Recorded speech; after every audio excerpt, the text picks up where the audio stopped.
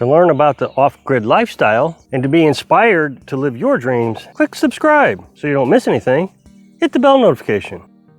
Okay, so I'm back at the tiny house build again today.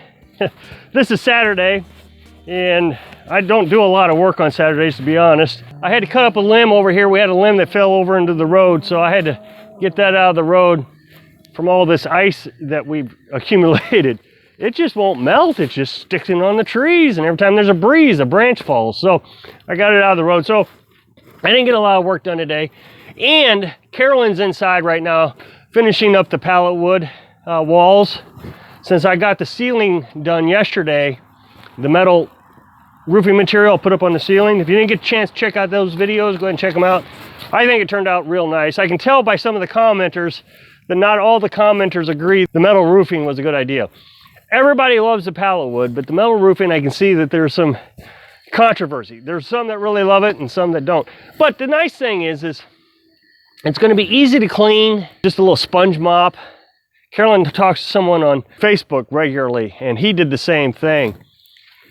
Put that metal up there, really easy to clean. Also, it will help reflect the heat from the wood stove. So it's just another type of insulation is what we're kind of thinking.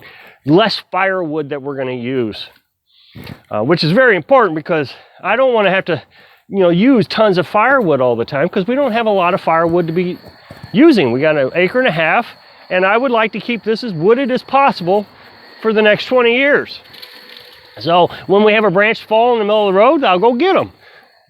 I've had several requests asking me how much the tiny house has cost. I've said many times that our goal is $5,000 and that we were going to spend $500 a month. That's what we were planning on doing. We were going to treat it like rent, $500 in rent every month.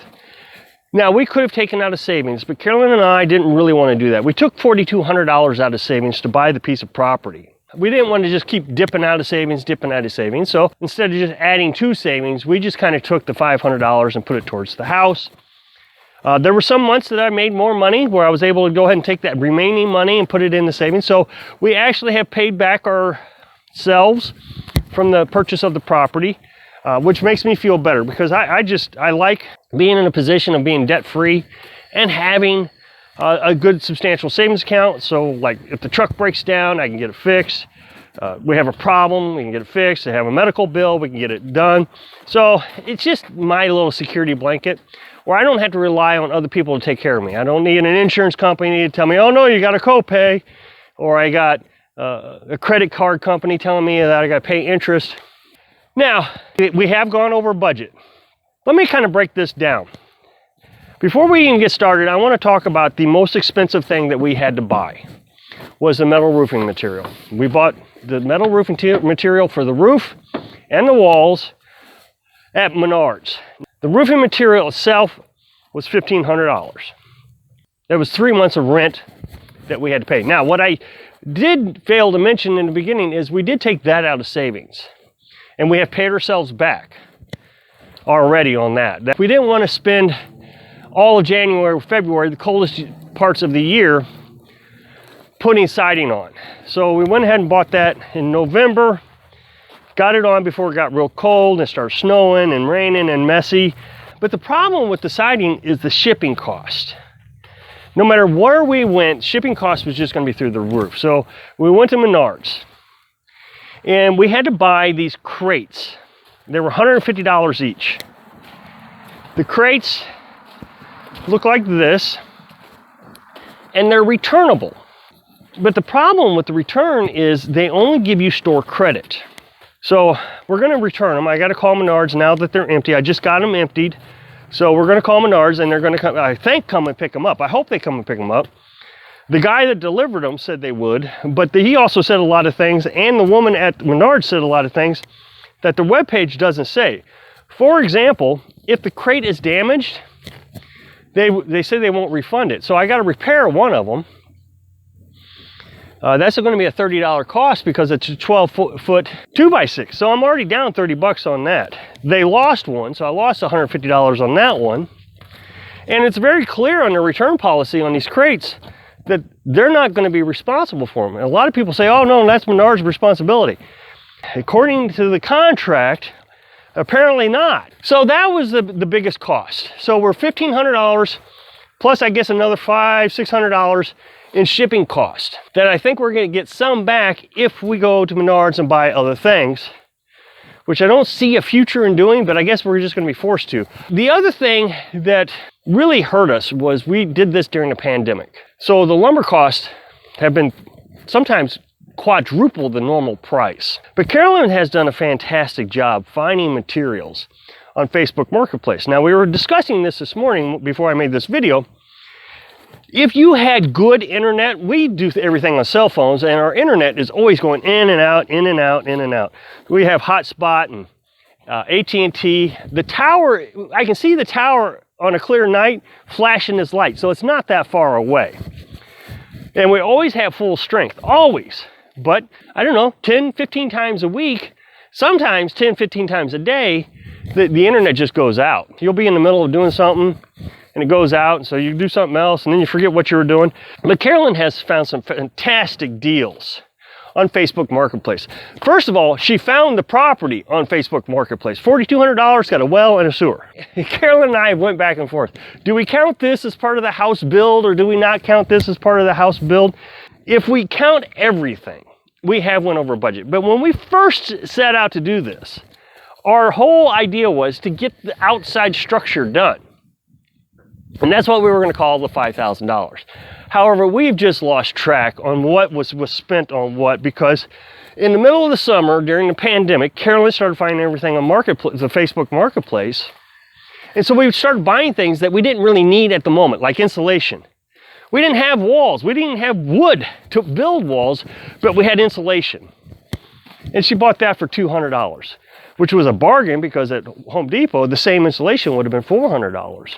The porch. Do we count the porch? The porch really wasn't part of the plan, the original plan. The original plan actually was to cut the trailer off right up to the house and have stairs going into it.